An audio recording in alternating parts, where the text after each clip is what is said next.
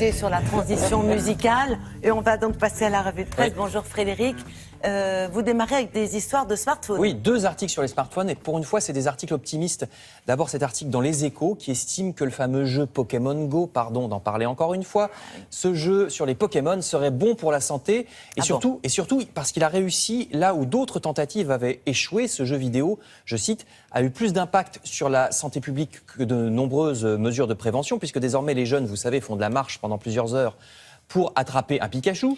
Les précédentes tentatives qui utilisaient les nouvelles technologies n'avaient pas aussi bien fonctionné. Vous connaissez les applications pour smartphones censées nous faire du sport, qui mesurent vos pas, etc. C'est pas une obligation, non? Non, mais en général, c'est rigolo 3 semaines et puis on s'en lasse.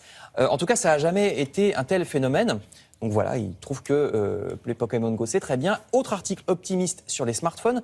Précisément, là, c'est à propos de Skype et WhatsApp et autres célèbres applications pour communiquer. Très utile. Oui, alors par écrit ou par vidéo.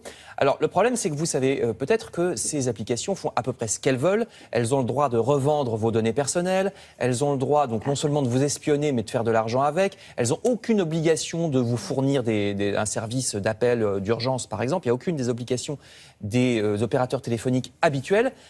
Eh bien, c'est peut-être fini, nous dit le Parisien aujourd'hui en France, parce que Bruxelles voudrait assimiler Skype, WhatsApp et les autres à des opérateurs télécoms, c'est-à-dire avec quelques obligations, comme Orange ou SFR, de vous maintenir à la ligne en cas d'urgence, par exemple. Vous voyez le journal des Échos d'hier qui en avait aussi parlé. Ces applications seraient aussi, du coup, obligées, comme les opérateurs classiques, de collaborer un peu plus avec la justice pour traquer les terroristes qui les utilisent. Vous savez, c'est ça qui est important aussi, parce que pour l'instant, elles rechignent un petit peu. Donc, c'est-à-dire, dans Le Parisien ou Les Échos, c'est une évolution, on verra si ça se fait.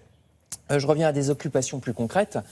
Si vous êtes en Ile-de-France en ce moment et que vous aimez Fort Boyard, courez au parc d'attractions France Miniature près de Versailles, parce que ce parc reproduit les épreuves du jeu télévisé. Ah bon? Alors, oui. Alors, le père Fouras, c'est pas là, en vrai. Alors. Non, pas en vrai. Mais les animateurs du jeu télé, qu'on appelle les maîtres des ténèbres, c'est leur nom, seront là pour certains par écran interposé. Il y aura des écrans, donc on peut quand même jouer contre eux si vous avez toujours pas. Je peux te faire la voix du père Fouras, s'il te plaît, si tu veux. Vas-y. Comment vas-tu, mon petit Frédéric? Alors C'est stupéfiant. On C'est dirait un Muppet Show. C'est dingue, hein, voilà. Nous deux, on fait un peu les vieux du Muppet Show.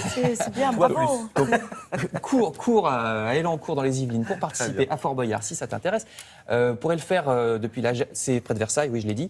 Il n'y a pas les migales. Donc, tu peux y aller sans peur, ni l'étoile d'araignée. Tu connais ma phobie, c'est bien. En tout cas, il faut ce genre de jeu et de divertissement pour se vider la tête pendant les vacances, parce que le Figaro nous rappelle les dangers du burn-out, ce surmenage au travail.